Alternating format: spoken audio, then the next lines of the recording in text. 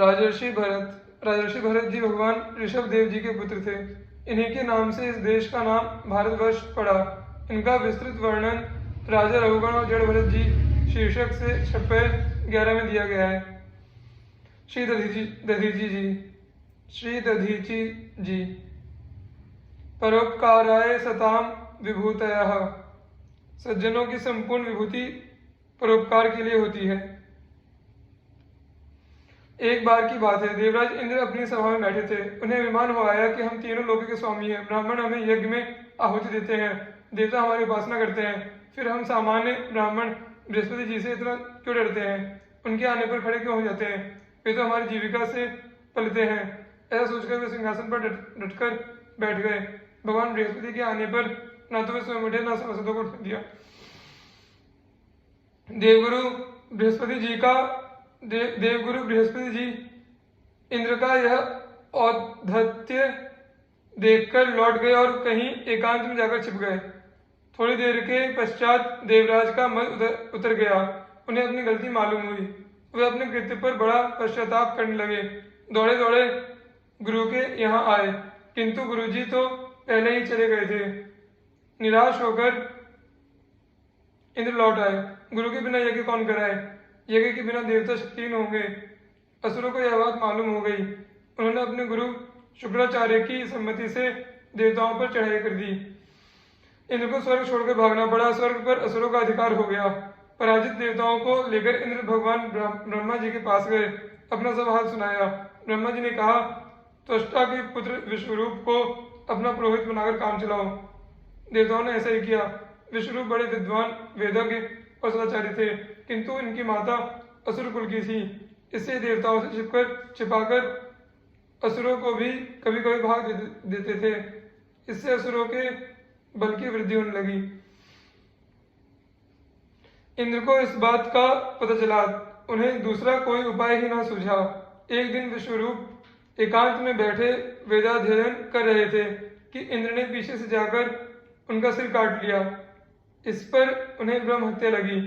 जिस किसी प्रकार गुरु बृहस्पति जी प्रसन्न हुए, उन्होंने यज्ञ आदि करा के ब्रह्म हत्या को पृथ्वी, जल, वृक्ष और स्त्रियों में बांट दिया।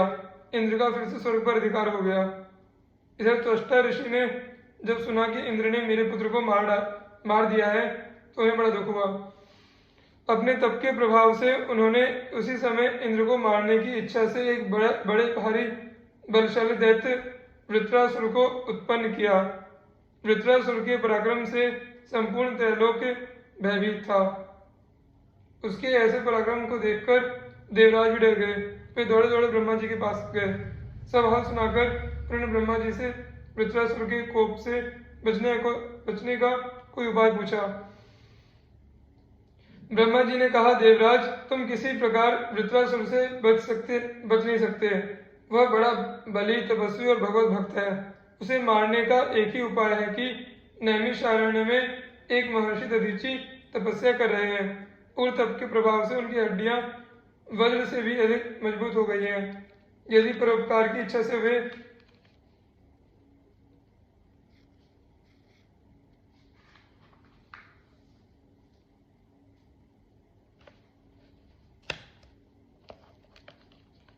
अपनी हड्डियां दे दें और उनसे तुम अपना वज्र बनाओ तो वृत्रासुर मर सकता है।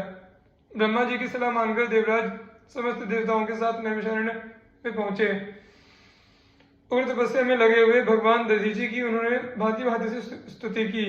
तब ऋषि ने उनसे वरदान मांगने के लिए कहा। इंद्र ने हाथ जोड़कर कहा, त्रैलोक की मंगल कामना के निमित्त आप अपनी हड्डियां हमें दे दीजिए। महर्षि दधीची ने कहा, देवराज, समस्त देहधारियों को अपना शरीर प्यारा होता है। स्वेच्छा से इस शरीर को जीवित अवस्था में छोड़ना बड़ा कठिन होता है, किंतु त्रैलोक की मंगल कामना के निमित्त मैं इस काम को भी करूंगा। मेरी इच्छा तीर्थ करने की थी। इंद्र ने कहा, ब्राह्मण, समस्त तीर्थों को मैं यहीं बुलाए देता हूँ। यह कहकर देवराज ने समस्त तीर्थों को नैमिषारण्य में बुलाया। सभी ने ऋषि की स्तुति की। ऋषि ने सब में स्नान, आचमन आदि किया और वे समाधि में बैठ गए। जंगली गौ ने उनके शरीर को अपनी कांटेदार जीभ से चाटना आरंभ किया। चाटते चाटते चमड़ी उड़ गई।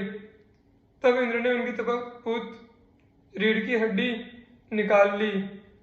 उससे एक महान शक्तिशाली तेजोमय दिव्य वज्र बनाया गया और उसी वज्र की सहायता से देवराज इंद्र ने वृत्रासुर को मारकर त्रिलोकी के संकट को दूर किया। इस प्रकार एक महान परोपकारी ऋषि के अद्वितीय त्याग के कारण देवराज इंद्र बच गए और तीनों लोग सुखी हुए। संसार के इतिहास में ऐसे उदाहरण बहुत थोड़े मिलेंगे जिनमें स्वेच्छा से केवल परोपकार के ही निमित्त, जिसमें मान प्रतिष्ठा आदि अपना निजी स्वार्थ कुछ भी ना हो, अपने शरीर को हंसते हंसते एक याचक को सौंप दिया गया हो। इसलिए भगवान दधीचि का यह त्याग परोपकारी संतों के लिए एक परम आदर्श है। दधीचि ऋषि की और भी विशेषता देखिए। अश्विनी कुमारों को ब्रह्म विद्या का उपदेश देने के कारण इंद्र ने उनका मस्तक उतार लिया था। फिर अश्विनी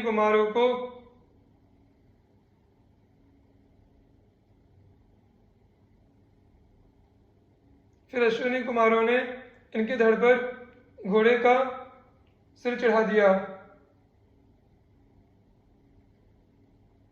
और इससे इनका नाम अश्वशिरा विख्यात हुआ था। जिस इंद्र ने इनके साथ इतना दुष्ट बर्ताव किया था, उसी इंद्र की महर्षि ने अपनी हड्डी देकर सहायता की। संतों की उदारता ऐसी ही होती है। वज्र बनने के बाद जो हड्डियां बची थी, उन्हीं से शिव जी का पिनाक धनुष बना था। दधीचि ब्रह्मा जी के पुत्र अथर्वा ऋषि के पुत्र थे। साबरमती और चंद्रभागा के संगम पर इनका आश्रम था। भक्त सुधन्वा चंपकपुरी के राजा हंसध्वज बड़े ही धर्मात्मा, प्रजापालक, शूरवीर और भगवत भक्त थे। उनके राज्य की यह विशेषता थी कि राजकुल तथा प्रजा के सभी पुरुष एक पत्नी व्रत का पालन करते थे। जो भगवान का भक्त न होता या जो एक पत्नी व्रत न होता, वह चाहे जितना विद्वान या शूरवीर हो, उसे राज में आश्रय नहीं मिलता था। पूरी प्रजा सदाचारी, भगवान की भक्त, दान परायण थी।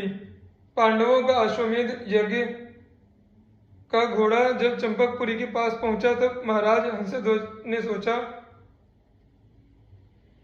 मैं वृद्ध हो गया, पर अब तक मेरे नेत्र श्री कृष्णचंद्र के दर्शन से सफल नहीं हुए। अब इस घोड़े को रोकने के बहाने मैं युद्ध भूमि में जाकर भगवान पुरुषोत्तम के दर्शन करूंगा। मेरा जन्म उन श्याम सुंदर भुवन मोहन के श्री चरणों के दर्शन से सफल हो जाएगा। घोड़े की रक्षा के लिए गांडीवधारी अर्जुन प्रद्युम्न आदि महारथियों के साथ उसके पीछे चल रहे थे। यह सबको पता था, किंतु राजा को पार्थ सारथी श्री कृष्णचंद्र के दर्शन करने थे। अश्व पकड़कर बांध लिया गया। राजगुरु शंख तथा लिखित की आज्ञा से यह घोषणा कर दी गई कि अमुक समय तक सब योद्धा रण क्षेत्र में उपस्थित हो जाए। जो ठीक समय पर नहीं पहुंचेगा, उसे बोलते हुए तेल के कढ़ाई में डाल दिया जाएगा।